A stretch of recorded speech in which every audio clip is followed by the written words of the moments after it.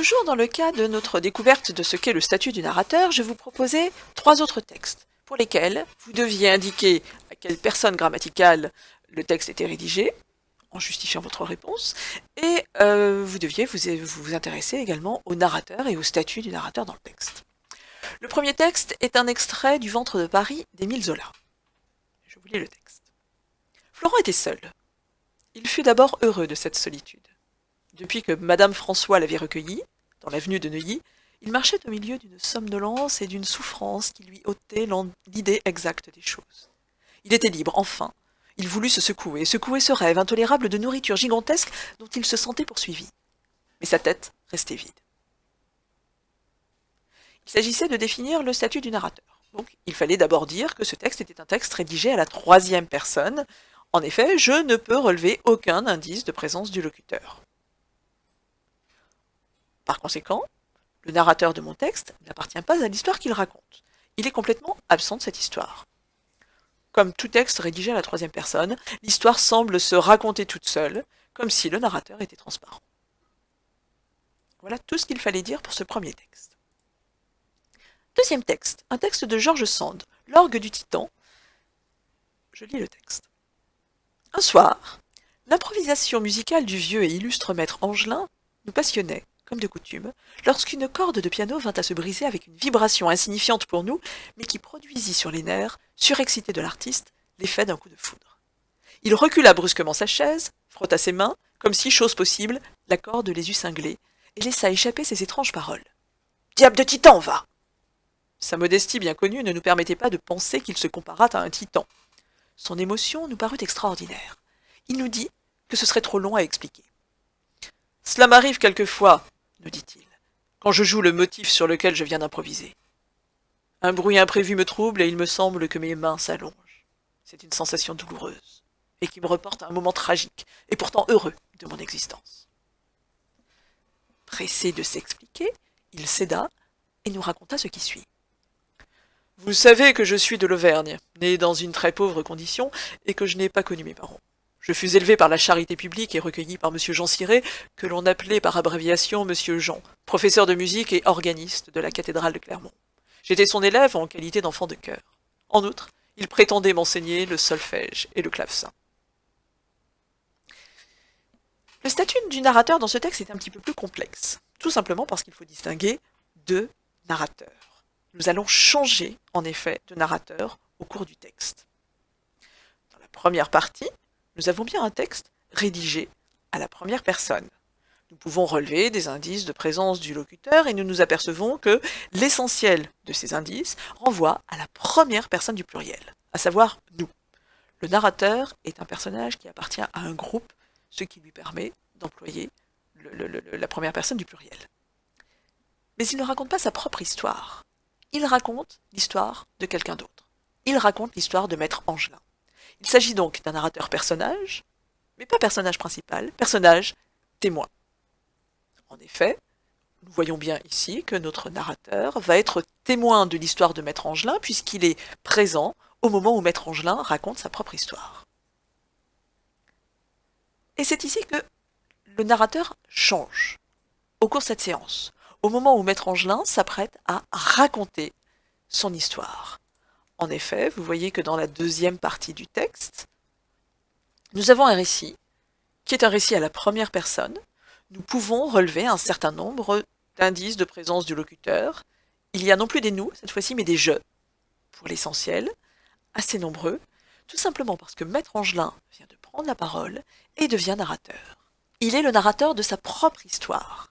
Il est donc un narrateur, mais narrateur, personnage principal. Notre premier narrateur, nous avons 2-3 petites informations le concernant, mais relativement peu. Nous savons simplement qu'il est présent le soir où Maître Angelin se livre à une improvisation. Il se peut que ce narrateur soit mélomane, c'est-à-dire qu'il aime la musique. Peut-être est-il même un élève de Maître Angelin, mais c'est tout ce que nous savons. En revanche, concernant Maître Angelin, nous avons beaucoup plus d'informations. Et nous comprenons que la suite du texte va nous donner des révélations sur Maître Angelin. D'autant que, rappelez-vous, Maître Angelin, au moment où il est en train de, enfin où il s'apprête à jouer un morceau, et que la corde du piano lâche, se remémore une histoire, et c'est justement cette histoire-là qu'il va nous raconter. Donc, ce texte-là présente une construction insolite, un récit cadre, c'est-à-dire un récit qui sert de cadre à l'ensemble. Et puis, dans ce récit cadre, c'est-à-dire au cours de cette soirée où Maître Angelin s'apprêtait à improviser avec une corde à CD, une corde de piano à CD, eh bien, un autre personnage prend la parole et nous convie à un autre récit. Un récit dans un récit. Nous avons un emboîtement ici de récits. Le récit cadre, dans lequel s'insère un récit enchâssé ou un récit emboîté. C'est exactement la même chose que ce que nous avons dans les Mille et une nuits. Vous avez lu en début d'année un conte des Mille et une nuits, et vous savez que dans les Mille et une nuits, il y a ce fameux récit cadre où Scheherazade tente de convaincre le sultan Shahriar de renoncer à sa folie meurtrière qui le pousse à épouser chaque soir une jeune femme et à la mettre à mort au petit matin. Eh bien, nous savons que Scheherazade a réussi à retarder le moment de sa propre mise à mort en racontant des histoires au sultan. Toutes les histoires que Scheherazade raconte au sultan sont des récits emboîtés. Voilà ce qu'il en est pour notre texte numéro 2. Passons au texte numéro 3. Si par une nuit d'hiver, un voyageur d'Italo Calvino. Je lis le texte. Tu vas commencer le nouveau roman d'Italo Calvino. Si par une nuit d'hiver, un voyageur. Détends-toi. Concentre-toi. Écarte de toi toute autre pensée. Laisse le monde qui t'entoure s'estomper dans le vague. La porte, il vaut mieux la fermer. De l'autre côté, la télévision est toujours allumée. Dis-le tout de suite aux autres. Non, je ne veux pas regarder la télévision. Parle plus fort s'ils ne t'entendent pas. Je lis, je ne veux pas être dérangé. Avec tout ce chahut, ils ne t'ont peut-être pas entendu. Dis-le plus fort. Crie. Je commence le nouveau roman d'Italo Calvino. Ou si tu préfères, ne dis rien.